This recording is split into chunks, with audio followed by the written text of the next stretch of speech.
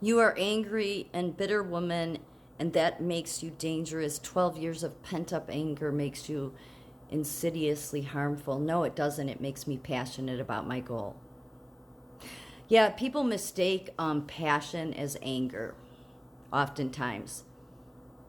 And it hasn't been pent up anger. I let it go for a long time. But then when you see the same type attitudes, the same type people that are always controlling the nursing profession, well, then you realize what it's all about. And this is what it's all about. This is how much those people that dictate the standard of care care.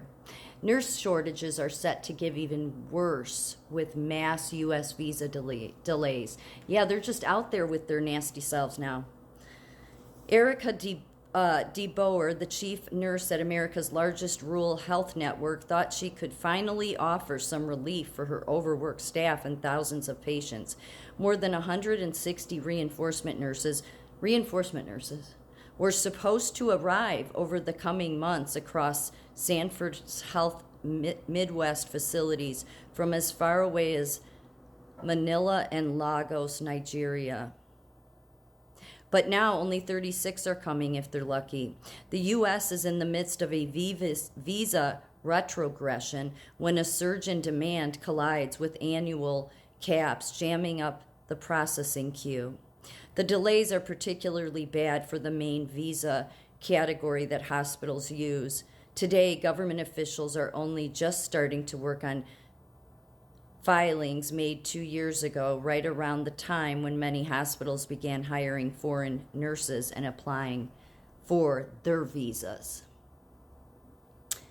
Experts estimate that at least 10,000 foreign nurses have been delayed indefinitely, a holdup that's almost certain to worsen an already dire national shortage.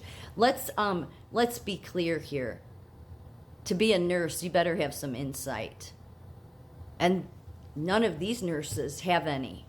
Because had they been standing up for the right things to begin with, there wouldn't be a nursing shortage. There's many nurses, I'm sure, that would be more than happy to come back, but they don't want them. Because chief nursing officers sold out. They sold out to corporate. Yeah, you sound like a corporate nurse if you even are a nurse.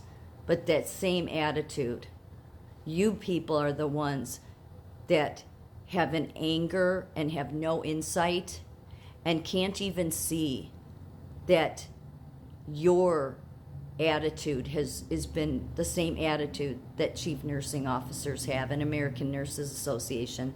Yes, let me further go on, because now artificial intelligence is taking many of the jobs. Oh, well, we were told that that just wouldn't happen. So just liars, all serving corporate. So tell me again how I'm the dangerous nurse.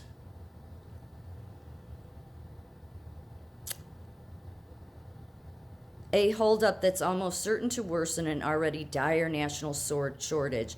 After the pandemic led 100,000 nurses to leave their jobs due to burnout or early retirement, U.S. hospitals looked abroad to fill the gap. No, they didn't just look abroad. I did videos on what American Nurses Association and National Nurses United, because they're tied to the UN. They had this planned long ago. Yeah, they didn't give a shit about American nurses. They're helping corporate get cheap labor. So that doesn't seem like a very safe nurse to me. But that's the kind of nurse you would want. We just can't take as many patients. A 30-year nursing veteran who plans to hire pricier contract staff in the short term and push to see more patients online when possible.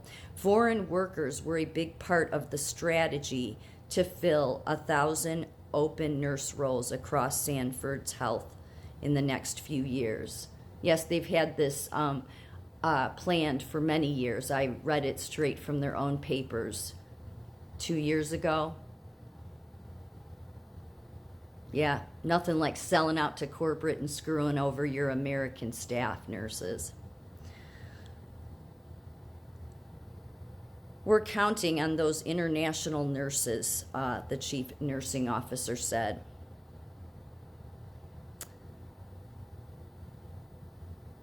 She went on to talk about it's becoming a pretty bad situation. Yeah, well, they should have thought about that before they decided to disregard American citizens that are nurses.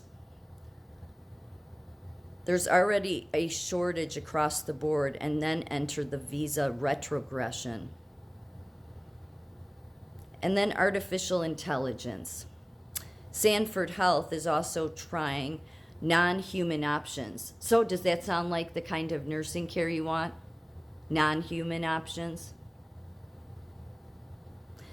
Denny Sanford, the billionaire founder of First Premier Bank and namesake of the hospital network, invested $350 million in technological upgrades. The health network uses virtual sitters, where cameras allow one nurse to monitor up to 16 patients at a time on screen. Sanford Health also partnered with software company FlexWise to deploy an artificial intelligence tool that predicts patient load and schedules accordingly. The health network, which serves more than 1 million patients, is also piloting a program to bring 2-room clinics to small towns where a nurse provider provides basic care and connects with physicians via computer as needed. Next year, they also plan to open a facility in Sioux Falls, South Dakota, that will serve as a hub for all this telehealth and virtual care. There isn't a cheap solution for us out there. Indeed, these expensive solutions are out of reach for many hospitals. As many as 2/3 of the nation's hospitals likely ended last year in debt, double the share from the end of 2019, according to American Hospital Association. Nearly 30% of all U.S. rural hospitals are at risk of closing due to financial pressures. I predicted this 2 years ago, and that's exactly what it's all designed. Due to financial pressures, according to a 2023 data from the Center for Healthcare Quality and Payment Reform, all this advanced technology also has its limits. One afternoon in October at Sanford Health's Behavioral Health Unit in Fargo, 4 nurses gathered around a patient experiencing a breakdown. Here, the hospital treats patients experiencing acute mental conditions like schizophrenia. The single-floor facility has been outfitted with smooth, harm reduction door handles, and assessing it requires passing through 2 separate sets of security doors. The 24 video surveillance is no replacement for hands-on treatment and monitoring by nurses. Andrew Hidalgo, 40, is one of the nurses on the floor, a new arrival from Manila. He works about 36 hours a week. Sanford's health facilities are more advanced than the ones he's used back home in the Philippines, where he struggled to find hospital work. International nurses like Hidalgo are overrepresented in behavioral health, a grueling, sometimes dangerous job. I cannot control what will happen every time I'm working, but I can control my attitude. I think about my family and what future I can give them. Hidalgo spends most of his time interacting directly with patients, about 5 per shift as he walks down the hall. He waves to them and they call out his name. You need to have a connection with your patients. Most behavioral health nurses know this, but it's interesting how they're highlighting foreign nurses, and they're actually paying for visas. The waiting game. Relying on internationally educated nurses like Hidalgo is only part of the solution, according to American Nurses Association President Jennifer Menzik Kennedy.